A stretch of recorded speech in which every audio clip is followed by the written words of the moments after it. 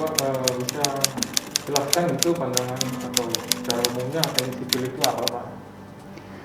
Menurut kami teknik sipil itu adalah teknik yang berhubungan dengan kehidupan manusia, berhubungan dengan kegiatan manusia. Nah, kegiatan manusia itu adalah apa? Dia perlu tempat tinggal, dia perlu tempat bekerja, dia perlu melakukan bepergian, dia perlu makan, dia juga perlu katakanlah mandi. Nah, semua keperluan-keperluan ini itu dipelajari di bidang teknik sipil. Dari penjelasan kami, maka menurut kami teknik sipil itu sebenarnya secara umum ada 5, tetapi di Prodi Teknik Sipil Unika Santo Thomas ada 4 bidang kepakaran ataupun bidang keahlian. Bidang keahlian yang pertama itu adalah bidang keahlian struktur. Apa bidang keahlian struktur itu? Kalau kita membangun suatu jembatan, nah bagaimana jembatan itu kuat, tidak roboh, itulah yang akan dipelajari di bidang keahlian struktur. Nah, bidang keahlian yang kedua itu adalah bidang keahlian geoteknik.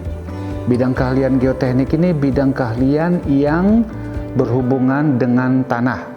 Misalnya seperti jembatan tadi, bagaimana kita buat pondasinya seberapa besar, seberapa dalam, itu dibahas di bidang keahlian geoteknik ini.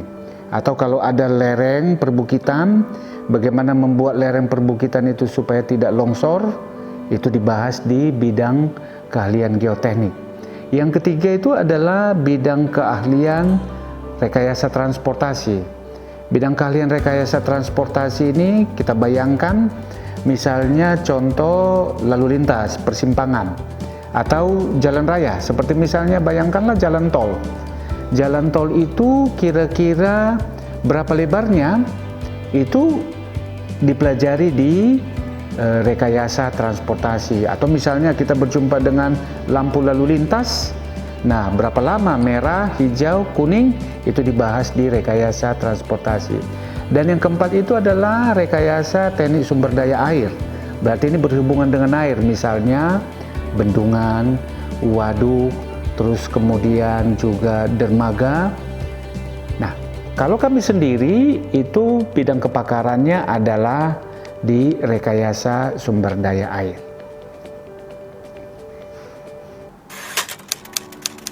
Oh iya Pak, kalau rekayasa sumber daya ini menarik nih Pak. Kira-kira bisa dijelaskan lebih dalam apa sebenarnya ini rekayasa sumber daya di teknik sipil?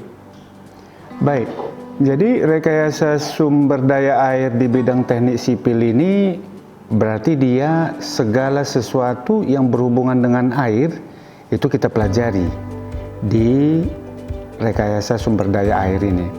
Misalnya contoh, kita di dalam kehidupan sehari-hari pasti tahu yang namanya parit. Kalau di teknik sipil tidak disebut parit, tapi disebut sebagai drainase. Nah, bagaimana membuat drainase itu lebarnya, ukurannya, supaya pada saat datang hujan itu bisa semua masuk ke dalam drainase ini. Nah, di situ dipelajari, ada dasar keilmuannya. Itu yang paling sederhana. Atau juga kalau misalnya kita tahu sektor pertanian. Sektor pertanian itu membutuhkan namanya irigasi. Jadi bagaimana memastikan air itu sampai ke petak sawah, itu kita pelajari di rekayasa sumber daya air ini.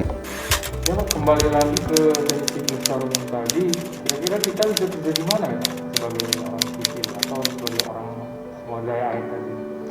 Baik, jadi sebagai lulusan teknik sipil ada sebenarnya 3 kelompok besar kegiatan yang bisa kita lakukan. Yang pertama itu adalah sebagai perencana. Kalau bahasa kerennya itu adalah sebagai konsultan. Tugasnya ini adalah bagaimana menghitung pondasi ataupun ukuran balok, ukuran kolom atau ukuran bangunan yang presisi yang dapat menunjang seluruh aktivitas yang ada di atasnya. Itu adalah tugas sebagai perencana ataupun konsultan.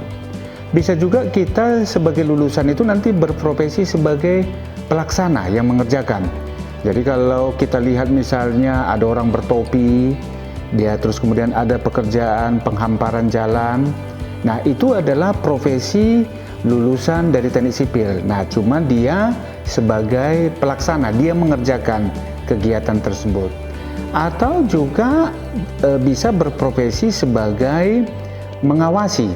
Jadi kalau tadi satu perencana itu adalah di kantor, nah tapi kalau pengawas itu juga namanya adalah konsultan, tetapi memastikan bahwa pekerjaan yang dilaksanakan oleh pelaksana tadi itu adalah sesuai dengan mutunya, sesuai dengan ukurannya, sesuai dengan waktu pelaksananya. Nah sekarang karena teknik sipil itu memerlukan material-material bahan, ada kalanya juga profesinya adalah menjual suatu produk yang berhubungan dengan teknik sipil. Misalnya ada namanya mikokongkrit, produk dari Fosroc ataupun Sika. Itu juga adalah bagian profesi yang bisa dilaksanakan. Nah, berdasarkan penjelasan-penjelasan kami tentang kegiatan-kegiatan tersebut, maka contoh-contoh tempat kita bisa bernaung selain daripada ASN, aparatur sipil negara, kita juga bisa di BUMN seperti misalnya kami sebutkan tadi pembangunan perumahan, adikarya, hutama karya dan lain-lain, atau bahkan kita juga bisa bekerja sendiri, wirausaha, yakni membuka perusahaan konsultan, perusahaan pelaksana, atau wirausaha menjual produk-produk yang berhubungan dengan bidang teknik sipil. Demikian kira-kira. Ini Pak, penasaran dengar-dengar kalau lulusan teknik sipil penghasilannya katanya di rata-rata ya Pak. Gimana tuh Pak? Kalau tentang penghasilan, yang pasti penghasilan itu jauh di atas daripada UMR. Soal besarannya itu sebenarnya adalah rahasia. Karena apa? Karena tentang besaran ini sangat bergantung kepada pengalaman dan juga sangat bergantung kepada jam terbang.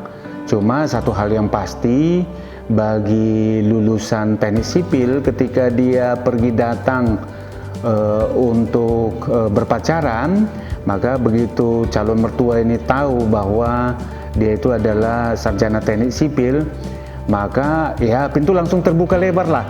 Karena profesi teknik sipil ini adalah profesi idaman calon mertua. Kira-kira demikian lah, jadi nggak usah takut. Ya Pak, ini kalau saya mau masuk kuliah sipil, kira ada masukan nggak Pak? Nah, jadi seperti kami bilang tadi, teknik sipil ini karena menyangkut tentang keselamatan manusia, ya, oleh karena itu dibutuhkan perhitungan yang kuat. Nah, untuk masuk ke teknik sipil ini, ya kalau bisa itu adalah yang mempunyai dasar-dasar perhitungan matematika yang kuat, itu layak untuk kuliah di teknik sipil.